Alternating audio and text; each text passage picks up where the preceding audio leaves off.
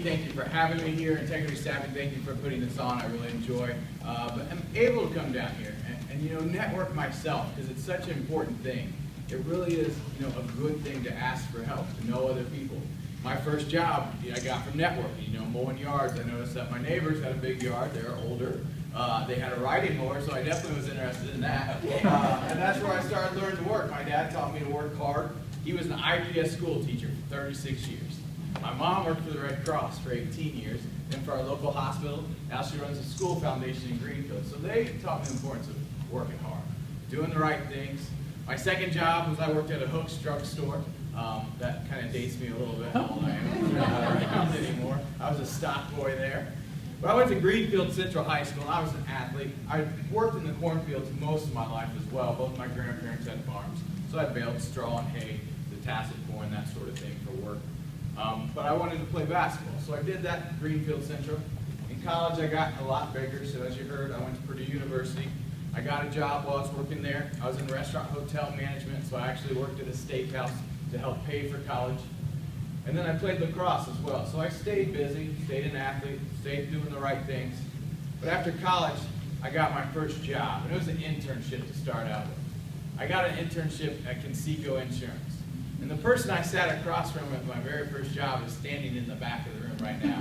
Marilyn is who I sat across from, and I was scared to death of Marilyn. She was just, it always seemed very stern to me. I learned in my 30s that was called professionalism. So I was 22. I didn't know much back then. But I was a corporate recruiter. I was a corporate recruiter assistant. So as an intern, I was helping Marilyn. She was a corporate recruiter and all these other recruiters. Well, 2 weeks after I started my first job, that's when Stephen Hilbert left. That's when the company filed bankruptcy.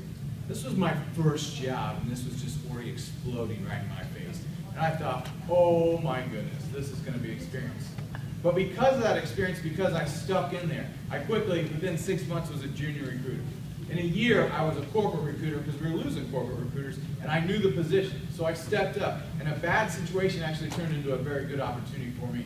So at 23 years old, I was a corporate recruiter at Conseco Insurance, recruiting for IT, recruiting for HR, recruiting for the call center. And I got to do that. And you network with a lot of people, you have a lot of opportunities, but we were also going through a lot of hard times. And HR had to let a lot of people go. We let our call center go one time. 2 months later, we decided to bring that call center back. So I had to hire 180 people in 30 days. It's difficult, but companies go through these cycles where they're hiring, they're not hiring, they're letting go, and you just have to be ready for that opportunity to take hold of it and maybe try something new. I wasn't a recruiter by trade by any means, but I was learning the trade and enjoying it. Well, a couple years when I brought back the call center, my very last position I had was for a manager in the call center. Well, I filled that position with myself. I wanted out of HR. I was done. So I told him I had a great candidate for him. He was very well organized. They ended up laughing, but they accepted me. I became a manager in the call center. What did Marilyn say? Marilyn was very glad to get rid of me. There was a little, I was young and you know, just different in HR. I didn't have the work ethic as I should have had back then. But no, Marilyn was a great support and a wonderful recruiter, and obviously, you know, still doing those things and a great contact for me. I learned a lot. But I was working in the call center, I'd drive to work. I was still living on the east side. So I'd drive to work every day, get stuck in traffic, and call other friends, catch up on where their lives had taken them. Particular morning, though, I was talking to my friend Annie. She had been up early.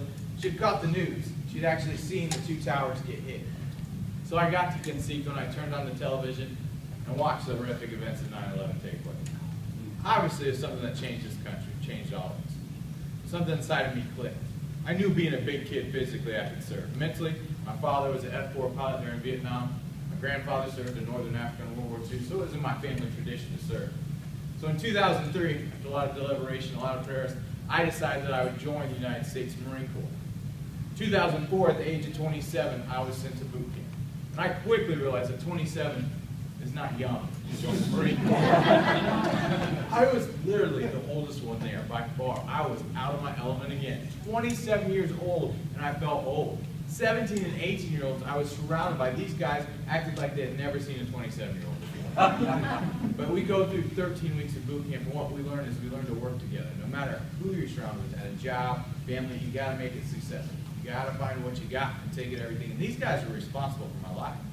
I was responsible for theirs. I also learned at 17, 18 years old, they had made the same commitment that I had to serve this country, to give back, and I had to truly honor that decision at such a young age. But we did the 13 weeks of boot camp, miserable time, learned to train, learned to fight, learned to do all the things and more. Then I graduated, I became a Marine, proud of that. Proud to follow in my father's footsteps, but also the traditions of this country. I mean, as you've seen, people in this room serve. So many family members we know have served, given their lives, time away from families that battle back home while their loved ones are gone. But I also knew I wanted to be sent. I wanted to be on the front lines, so I joined the infantry. I did 9 more weeks of infantry rifleman school, more tactics of war, and then I came back to Kentucky. I was a reservist, so I went to a small unit in Terre Haute, did a week in a month, 2 weeks in the summer, back to my job at Kentucky, managing the call center.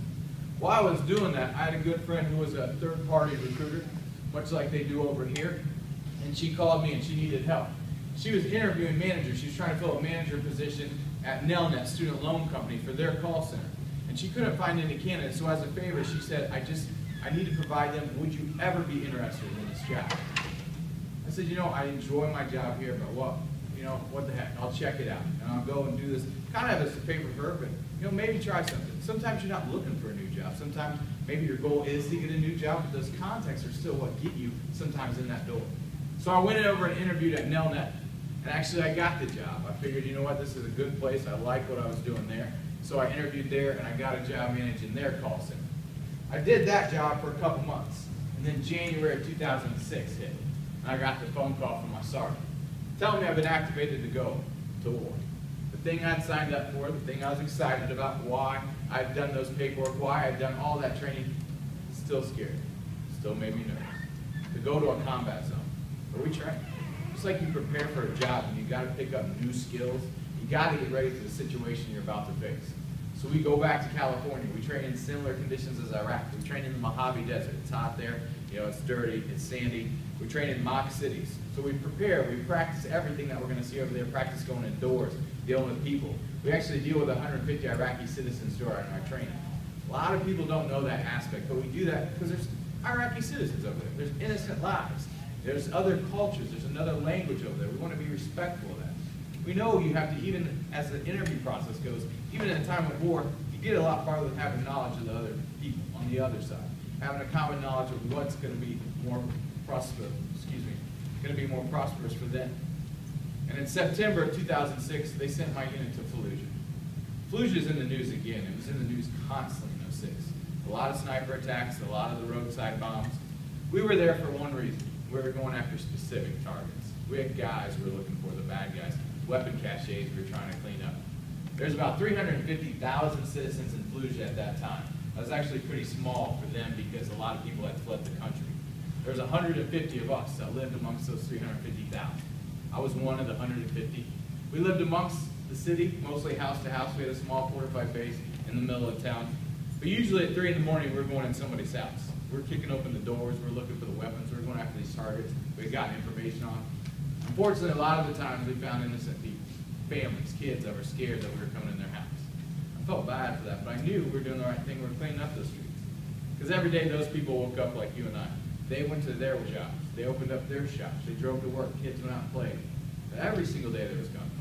Every single day there was explosions while I was there. And every single day innocent lives were being lost. As much as I hated to see that, I knew we were making a difference, like I said, but I also realized how fortunate we are here. No matter what we're going through, we don't have to deal with a life like that.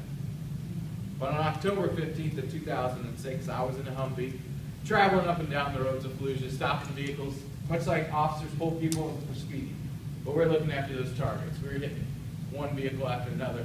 We'd surround them, get them out, arrest them, send them off to jail, and do it all over again. After a particular stop, I loaded my men back up. We climbed back up into our Humvee and took off flying down that dirt road in Iraq. We quickly got called after another vehicle headed the opposite direction. So we did a quick U-turn over the median. When we ran over the median, that's when they set the bomb off. They had been watching us.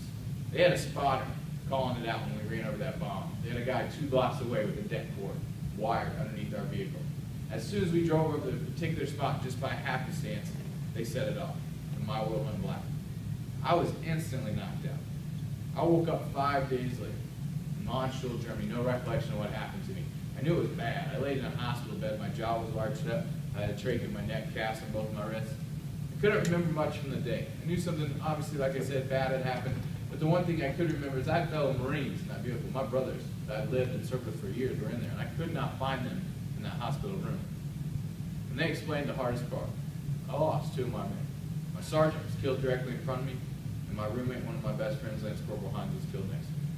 My gunner was thrown from the incident. He lost his right leg, but he's doing good. My driver, miraculously, is untouched. He didn't have a single scratch on him. He finished his tour, and I'm thankful for that. Then they had to explain the extent of my injuries. Like I said, I knew it was bad, but it would take me a long time to comprehend all this. They explained, as you see, I lost both of my legs above the knee. I have 27 pins in my hip, 6-inch screw in my pelvis. I broke my nose, my jaw, both my wrists, 4 fingers, a lot of internal injuries. I'm classified with post-traumatic stress disorder and severe traumatic brain injury. Now, my dad will tell you, my brain was like this before. I wasn't real concerned about it either. But I was hurt. I was scared. This is not where I was supposed to be. I thought I was doing good. I thought I was working hard. I was giving back to the country. And now my friends were gone. My life was different forever. And I thought it was over at that time. I was transferred to Bethesda Naval Hospital on the East Coast, a great facility, wonderful doctors, wonderful care. But really the support that I received from Indiana was pretty amazing. People sent letters, packages, prayers. But I was now 29 years old. For the first time in my life, I was afraid to look into that mirror. I've been 6'2", 220. Big tough guy, big tough Marine. It was taken away. I withered down to 115 pounds, sat in a wheelchair for the first time in my life. And I refused to go into public. Emotionally, I couldn't deal with it. The stares, the looks I would receive, so I hid. Those comfort of the walls became my home in that hospital. I started my recovery process, but I was not going to leave. And there's organizations that support us, that send us on all kinds of trips. They know we're competitive. They know we're athletes. They send us on anything we want to do. Horseback riding, scuba diving, snow skiing. They become all these adventures. And I became very notorious for saying no. I was scared to go out. I was scared of what I looked like. I was scared of what other people thought, so I hid. But my sergeant never gave up. He always had new opportunities. One day he approached me and he said, "Bleill, I have another opportunity for you, but I don't think you'll pass this up." I said, "Out of respect, Sergeant, you know me. I've always listened, but I've always said no." He said, "Bleill, how would you like to go see the Indianapolis Colts play the Chicago Bears in the Super Bowl?" Well, he knew where I was from. He knew I wore Colts here all the time. I was a big football fan. So without a doubt, I couldn't pass that opportunity up. It's the first time I left that hospital. I went down to Miami, sat in the Point Rain, loved every minute of it. As great as that game was for Indianapolis to bring home a championship, it was so much bigger than a football game for me. Because I realized for the first time I was in front of tens of thousands of people. As skinny as could be without legs, the first time I didn't care. I didn't care if they looked, if they watched, if they stared. It wasn't about the exterior. It was about who my parents had raised me to be, who my community had taught me. They taught me to work hard, not to give up, not to be angry. And the Marine Corps teaches us one thing. It teaches how to survive. I was then transferred to Walter Reed Medical Hospital in Washington, D.C. And at that time, Walter Reed received a lot of bad press. It was in the news saying that we lived in unfair conditions. We didn't have the treatment that we deserved. None of that was true. I was there. We had excellent doctors, excellent rooms. And I tell people that for the respect of those doctors and the people that work there, because they got a lot of bad rep, but it wasn't true at all. But I was there, like I said, to learn to walk again, to get prosthetic legs. I remember that day came to get my new legs. I spent 6 months in a wheelchair because of my injuries. I couldn't even try to stand for 6 months. So when that day arrived, my family actually had flown out. My friends had gathered there. I sat there in anticipation, waiting for them to bring out these legs. When they brought out the legs, they aren't actually the legs I currently wear. They aren't the legs I saw the other men and women training in. They brought out the two shortest, lowest legs you've ever seen in your life. It made me like 4 feet tall. I said, that's right, this is what I got to work with. This is what I got. I know the next step, mentally and physically, to get my life back, is to learn to take that first step, a step in the right direction. Had it crossed my mind, I couldn't do it. I'd seen other men, other women learn to walk. As I started to stand there, I realized I didn't know how to walk with prosthetic legs. My body was still pretty weak from that injury. I quickly sat down. I allowed the anger to come back in, and I got out of there as quick as possible. I wanted to hide from this world again. But when I got there, that's when I found the letters. Letters of encouragement from school kids, churches, all over Indiana, just people thinking about me, praying for me, and saying, "Josh, we know you can do this." It's that support that I received from a lot of good people that didn't even know who I was that made me go back the next day and stand there again. The next day and the next day. It took me 5 days before I took one step, the step in the right direction. Sometimes you gotta stand there. Sometimes you gotta face the thing you're most scared of over and over and over again. Eventually you'll get that opportunity. Eventually you'll take that first step.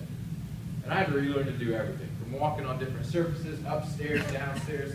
I had to learn to fall. You don't think about it. When you fall on prosthetic legs, it's completely different than falling on normal legs. You have to have a process. I had to have these new skills. And there were guys around me that had gone before me. That had learned to walk. They'd been injured previously. And they showed me how to stand back up. They showed me how to keep going forward. And every day I got home, the support was always there from this community. But I got to meet a lot of neat people, from politicians, celebrities. It was a whole network side out of Wall Street. All kinds of people stopped by. It was fabulous. But obviously the one that changed my world was Indianapolis Colts. After they won the Super Bowl, they actually stopped by Walter Reed on their way out to meet President Bush at the time. So I got to meet Peyton Manning, Joseph Adai, Dallas Clark, all these players that I watched on TV, great individuals, just as nice as can be, just regular guys. Joseph sat down for me with a real long time. Joe was a running back. You know, we just talked back and forth. He has a best friend. He's paralyzed from a football incident when they were kids, so he understood the physical and mental dilemmas I was facing. That was neat. But this guy at the top of his world that just wants to rule me, going through the roughest point of his life, could connect with one another. All humans are the same down deep. We all can connect. We all want the same things. We want to be successful. We want to be happy. Families taken care of. But it's how we network. It's how we communicate. It's how we push ourselves to get to that point. Then I met the owner of the Colts, Mr. Jim Irsay. And I know in this past month, Jim Irsay's been in the news a lot, not for a good thing. But I'll stand behind him, because that day he gave me a chance. He said, Josh, I'll make you 2 promises. 1, whenever you want to fly home, I'll fly you home to visit. And 2, when you get there, you come see me about a job. We're going on 6 years with the Indianapolis Colts, and it's been a dream opportunity. But how I even got in contact with him, not only was he busy, not only did he know us from Indianapolis, but when I used to work at Conseco, I went to a gym nearby, Carmel Gym. $20 a month gym. Well, Mr. Irsay went to that gym. So I would see him every once in a while. We had a mutual contact, a mutual friend that kept him up to date on my progress. Out of all the things in this world, somebody at a gym just made contact with Mr. Irsay and said, hey, there's a kid out there recovering. That's how he came and found me. That's why I'm here today. That's why I worked with him for 6 years, just because somebody stepped up for me. Somebody made that connection. But I'd spent 10 months in the hospital. I'd overcome the hardest thing I'd ever done in my life. I'd learned to walk again. I was getting better. Each day getting a little bit stronger, but I'd made a goal for myself. I wouldn't actually physically come back to Indianapolis until I could walk myself off that plane. And I was there, like I said, getting better, getting stronger, walking more and more. So I scheduled a flight to come home to visit. As soon as I did that, I had issues. I'd take a few steps, there was just pain involved. Take a couple more, I just couldn't bear the weight anymore. I just had to sit down and rest for a day. Finally, a week of just being stubborn, fighting through that pain, I went to the doctors. They did tests and x-rays and scans, and they came out and they said, Josh, unfortunately, we found 2 infections in your leg. We're going to amputate again. 10 months, blood, sweat, and tears, getting through that anger, fighting, understand there's a bigger purpose out there for me. They told me I was going to start over. I looked around and I was surrounded by men and women going through rough times. They lost their limbs, they lost their friends. I thought, I got an opportunity. This is my life. I got to take responsibility for it. No matter what happens to me, I can't control that. All I can control is me. I said, I'll go through the surgery, and I had that surgery. I had my legs re-amputated. I was back in the wheelchair for 3 more months, and I learned to walk again for the 3rd time. But I kept a smile on my face because I know it would show somebody around me that they could do it too. I spent 22 months in that hospital. 2 years of my life recovering. It was actually 3 times longer than the deployment would have been. After 2 years, I came home to Indianapolis, born and raised. And I called the Indianapolis Colts, hoping they just remember who I was. But I had an insurance policy. You know, I've worked in the recruiting world. I know how this works. I was out at Walter Reed, and a gentleman asked me to do a media interview one day on the radio, and I said I would do it. The next day, he had another spot for me on TV, so I did that one for the local news. Well, it's continued day after day. He'd always ask me to do things. I got to do the Stephen Colbert Report. I was on 60 Minutes. I did a video for the Oprah Show. All this stuff. I became a spokesperson out at Walter Reed. But at the end of every interview I ever did out there, I always said, and I would like to work for the Indianapolis Colts. That's a shameless plug, but you know what? It's that way. It's far enough. But they have been great. They actually kept in touch with me. They sent me all kinds of things. So they brought me in for an interview. They told me they liked me. I interviewed with Pete Ward, our COO. Tom Zupancic, who's our Senior Vice President of Marketing until he retired this past year. Now he works for Deem, another corporation that sponsors me as well and does a lot for me. They said they liked me, my work ethic, what I've been through, the strengths that I had. They wanted to honor that promise Jim gave me and hire me. That's just in a dream world. Not only was I going to have a job for the Indianapolis Colts, I was going to work again. I was going to be able to support my family. That's a big thing. I know that sometimes when we don't have a job, it's the hardest thing in the world. When we have a job, sometimes we take that for granted. I really wanted out of there, though. I wanted to call my girlfriend, my now wife. I wanted to call my family. I wanted to call everybody I knew to tell them what I was going to do. And then I thought, they have not told me what I was going to do yet. They said, Josh, we want you to do public speaking. And I unfortunately blurted out, I hate public speaking. I did not want to do this job by any means. I did not like getting up in front of people. I didn't want like speech class ever in high school and college. I dreaded it. But this is a job opportunity. This is a dream job that I could have if only I was willing to step outside my comfort zone. If I was willing to try something new, figure out if I do like this. So I said, all right, I'll do it. Tom was a great mentor to me and helped out a lot. It's good to have somebody in that position that knows that role, that you can ask questions. But also my wife is a third grade school teacher, so I got a brilliant idea. I said, honey, let me first practice speaking in front of your third graders. That's a horrible idea. They're very critical at that age in their life for some reason. But I enjoyed it. I went out more and more. They have crazy questions. I love how they think. It took off. My first thing I had to do, they wanted me to replace, was that we get a lot of requests for players to come speak, for coaches. Coach Dungy at the time, and Coach Caldwell, Peyton Manning all the time. We get these request forms. When I first started, what I had to do, I would have to call a company and tell them, Peyton Manning can't come to your event, but I could come. They're like, who is this again? I'm like, I'm so sorry. That's how I started. It was dreadful. My wife was a teacher. I got into a lot of schools. I found the people I knew. I networked. I said, this is where I got to get in. And then when I was doing a talk, somebody else would notice me and say, I got something for you. And I do this, and it continued to snowball. Now I speak across this country. I don't have to call anybody back. I call them back, but I don't have to call and ask for requests. People just send requests for me. I speak 200 times a year. I enjoy it. It's not about me telling my story. It's the millions of men and women that have served this country. I can replace my name in a heartbeat. Done the same thing. Give us these freedoms to allow us to enjoy life. Now, in this world, there's what? 7.1, 7.2 billion people. The United States, a little over 300 million. It means like 6.8 billion people don't have these opportunities that we have. 6.8 billion people don't get it. Yeah, we go through hard times. We do. But we live in a pretty great place. Let's also talk about life. Because we all have bombs that go off. Things we don't see coming that will change our worlds forever. Sometimes it's losing that job. Sometimes it's medical. Sometimes it's the economy. Sometimes it's how we get to those moments that define us. Usually it's who we're surrounded by that get us to those points in our life. Our family, good people, like here at Integrity, BPE, surrounding each other with like minds that help you get ready, help you get through those bombs, prepare you for what you need to be successful. I wouldn't be here without a lot of good, successful people in my lives. From learning about staffing, people like Marilyn, Joe Kramer, the people, I'm not sure about Joe, but just wonderful people. I want to learn to walk again. People went before me, taught me to walk. Wouldn't be a speaker without having Tom Japan to help me out. There are people in my life that have gotten me here. Sometimes our path takes a crazy thing. You know, up into my 20s, my 30s, if I would have ever guessed where I'd be today, I could guess 100 things. It would not be right here, by any means. There would be a lot of things above public speaker. There would be 1,000 things above public speaker, by any means. Sometimes this is the path. And I tell you what, I could have easily sat in that wheelchair, easily given up, easily said, for me, why me? My legs are gone. Everything's gone. My jaw's broken up, TBI, PTSD. There's no work. I said, you know, I got to take responsibility. This is my life still. It only is up to me if I want to enjoy it. The only thing I'm doing by feeling sorry for myself is hurting the people around me, by not trying. I don't know if it changes things. If anything, one little path would it change where I am today. But I know the one thing that would have definitely changed if I wouldn't have tried. If I would have just given up, I would not have this job by any means. I would not have my wonderful wife. I would not have my 3.5-year-old daughter and my 1.5-year-old son. Things are pretty good because I was surrounded by good people, but I also had to make that decision that I wasn't going to give up no matter what happened. No matter the bad in my life, I was going to get through it. I've had a lot of crazy jobs in my world, from mowing lawns to working at hooks. One summer I gave away, what was it, Coke, Pepsi 1 or something, or Yeah, I think Pepsi 1 and Coke 1 came out.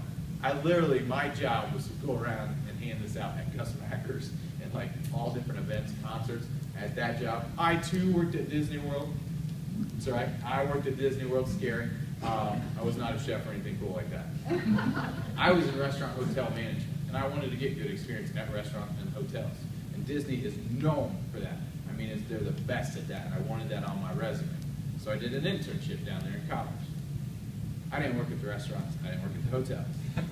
I drove Kilimanjaro safaris in Animal Kingdom for some And I don't know who's been on that silly ride, but that whole spiel, they talk about the animals and everything else, we drive these trucks. That whole spiel is stuck in my head. I can't get it out for some reason. So I apologize for what's about to happen here. Karabuni, everyone, welcome aboard. Sign over, make yourselves comfortable. My name is Josh, your wildlife driver here in Harambe Wildlife Reserve. Jambo means hello here in Swahili, so Jambo, everyone. Come on. Jambo. All right. Yeah, I know the whole thing. Yes. I tell you that because I did that job 16 years ago. 15 years ago for 6 months of my life. I still know it. Some jobs will always know. Sometimes it may change you. The thing I learned, not that spiel that got me farther, is what they taught me. They taught me if I've done that spiel 100 times that day, 1,000 times that week, I'm going to know it 15 years later. Whoever gets on my truck for the first time, it's not about me anymore. It's about doing my best for them so they get off with a great experience. No matter what job we have, sometimes we get selfish about, sometimes we get stressed out. It's really the end result that'll make you better. If you see what the big picture of a company is, what your end result is, how even if you're doing paperwork, I worked at an insurance business and I didn't get it back then. But if I realized what I was doing by answering those phone calls, managing that call center, or hiring people, I would have seen that hiring people is giving people an opportunity, not hiring people. It affects their families. My attitude affected my coworkers. Working in a call center affected insurers who were maybe losing people in their lives, going through their rough times. It's that hard work that pays off. They continue to stand. Like I said, I stood there for 5 days before I took one step. Sometimes you got to stand there alone. Sometimes you got to network. You got to have connections. But also sometimes it's got to make that decision. You can sometimes have all the connections in the world. I did at one point. I had all these people visiting, all these opportunities. But unless I finally said, you know what, I'm going to do it. I'm going to take responsibility for it. No matter how bad October 15th of 06 was. That was my worst day. I lost 2 of my friends. I ended up losing 22 of my unit. 22 of my guys that I come home. So I'm blessed to be here. And I had to realize that. And it took me a while to get through that anger, to quit feeling sorry for myself and you know what? Say, you know what, things are pretty good. So I'm honored to be here. Where my life has taken me, did I ever think I'd come and speak in front of Maryland? Not at all. Not at all. But I enjoy that I have. I enjoy that connection. And I'm allowed to come here just to encourage one of you to keep going, but to use BPE as these connections, to be a part of it. Use, integrity staffing if you need be, to find a job, to get your foot in the door. I had a young man that used to work for me at the Indianapolis Colts. I have a coordinator that schedules all my events. Now it's another young woman. But this young man wanted into the NFL. Talk about just motivation. He is a lawyer that just passed the bar. A lawyer. Just finished law school, out, doing well, wanted in the NFL. So what he did is he took his resume. He's from the South Side. Literally drove around this country and dropped his resume off, physically dropped his resume off at every single NFL team. Unbelievable. Now, I joke and kid him to this day that he got a job 10 miles from where he started. That's all right. It was that willingness. So that this is what he wanted to do. He said, this is what I want. I want to work in the NFL no matter what happens. No matter how many doors got shut in his face. How many people said no. We found it. I tell you what, when he started working for me, I said, I don't want you working for me forever. I know that's not what you want. What do you want to do? He said, I want to be on the football side. I want to do scouting or be a GM one day. I said, all right. So we started talking to some people and we connected. I talked to Zoop and another guy. Now, he's been on the football side for 2 years. He got over there. He's getting into scouting. He works for our GM. He's doing what he wants to do. Because he took a step. He said, I'm going to take a chance. I'm going to do everything I can. He didn't just turn in one resume and said, I'm done. I didn't get that job. I feel bad for myself. He kept going. He drove this country. He got a job. He continues on. And he's an inspiration to me to see that kind of drive. So keep working. Sometimes we get doors slammed in our face. Sometimes we get no's. But overall, if you keep going, you're never truly fair. I look at my life as a true blessing now. That bad day, like I said, has turned into something good, something beautiful. And to be here today to say thank you for the support that this country does. But also the support that you give your families, the hard work that you do, just integrity in everything in this room that you stand for. Keep it up. Keep the network going and enjoy this world. Thanks for listening, guys.